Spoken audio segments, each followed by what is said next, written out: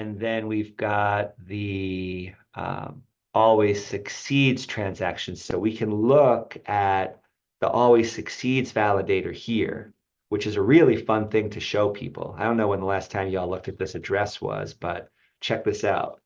Here's the pre-prod Cardano scan, and this is the address of the always succeeds validator, which, by the way, we already have the example code for this too. It's in the Plutus examples.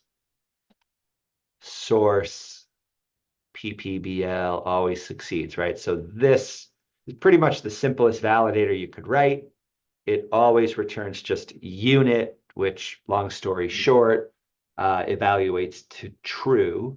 And what we can do is we can compile this into an address, just like this, right? So we build the script, we build the address, and the address of this code right here is this one right here. And so you can see a lot of people have used this. There's a long history of hundreds of pages of 2,500 transactions on pre-prod. So this is a really fun historical artifact. And at the end of the day, the button that people get to play with, close that window. The button that people play with here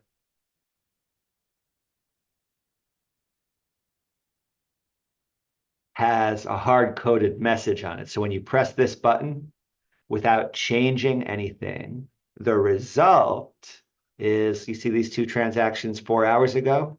That was me. So the result is an output UTXO right here.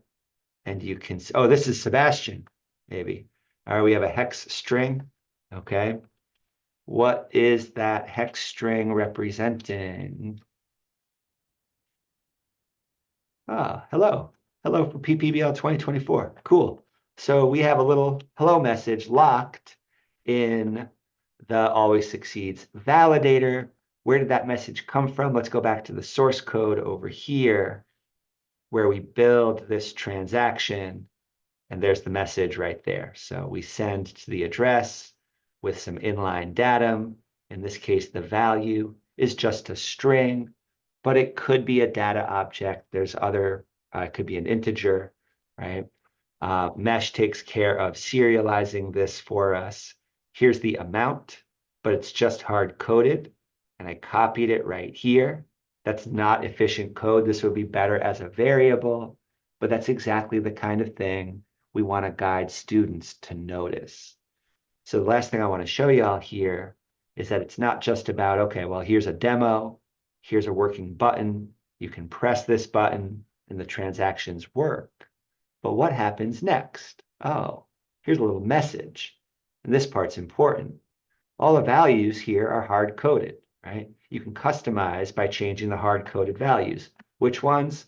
The ones we were just looking at, right? The amount of Lovelace or the message, for example, right? Here's some things you might try. Try to build a form that allows the user to decide how much ADA to donate instead of just hard-coding 5. Or allow them to choose an address from maybe, what if there was a drop-down menu of different pre-prod organizations you could donate to? These are just interesting little programming problems that if somebody wants to take on a project just to test out their skills and learn, I think these are really good ideas, okay? And we can keep going from there.